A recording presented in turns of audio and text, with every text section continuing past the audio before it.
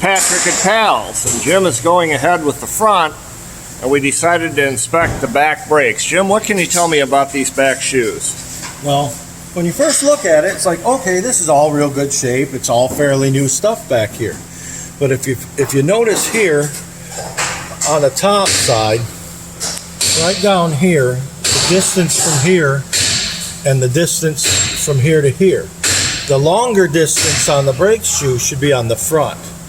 So, and this one's shorter distance is on the back. That's for when frontal rotation, it gives it a little bit more play before it grabs. So whoever installed these installed the brake shoes backwards. But just a simple cleanup and a flip, and this will be all right. Now let's go over to the other side, which is correct, right?